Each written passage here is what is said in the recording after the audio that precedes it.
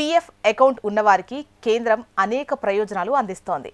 PF balance పై వడ్డీ అందిస్తుండగా ప్రస్తుతం గత ఆర్థిక సంవత్సరానికి సంబంధించిన వడ్డీ జమ చేస్తోంది. ఈ నెల 15వ తేదీలోగా అర్హులైన ఖాతాదారులందరికీ వడ్డీని అకౌంట్లో వేయబోతుంది. ఇప్పటికే పలువురు ఖాతాల్లో వడ్డీ జమైంది కూడా.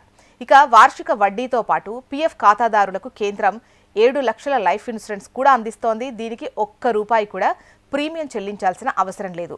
ఒకవేళ ఉద్యోగంలో ఉన్నప్పుడు మరణిస్తే నామినీకి 7 లక్షలు వస్తాయి. ఇక దీంతో పాటు పీఎఫ్ అకౌంట్ ఉన్నవారికి రిటైర్మెంట్ తర్వాత నెలవారీ పెన్షన్ సౌకర్యం కూడా అందిస్తోంది. 58 ఏళ్ల తర్వాత ప్రతి నెల మీ అకౌంట్లో ఈ పెన్షన్ జమ చేస్తారు. అయితే ఇందుకు కొన్ని నిబంధనలుంటాయి. పెన్షన్ అందుకోవాలంటే అర్హతలు ఏంటి అనంటే, కేంద్ర కార్మిక ఉపాధి మంత్రిత్వ శాఖ జూన్ 29న ఉద్యోగుల పెన్షన్ పథకం 2026ను నోటిఫై చేసింది.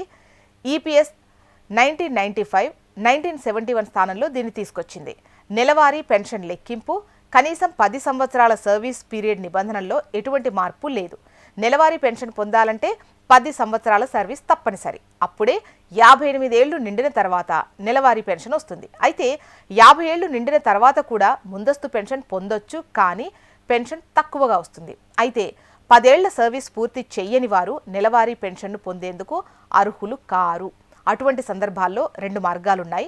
ఒకటి, మీరు ఈపీఎస్ నిధులను ఉపసంహరించుకోవచ్చు. రెండో ఆప్షన్, మీ సర్వీస్ కాలాన్ని భవిష్యత్ ఉద్యోగంతో విలీనం చేసుకునేందుకు స్కీమ్ సర్టిఫికేట్ పొందొచ్చు.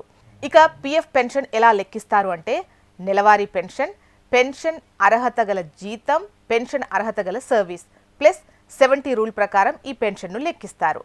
పెన్షన్కు అర్హత గత జీతం అంటే మీ చివరి 60 నెలల సర్వీస్లోని మీ బేసిక్ శాలరీ, డిఎస్ సగటు.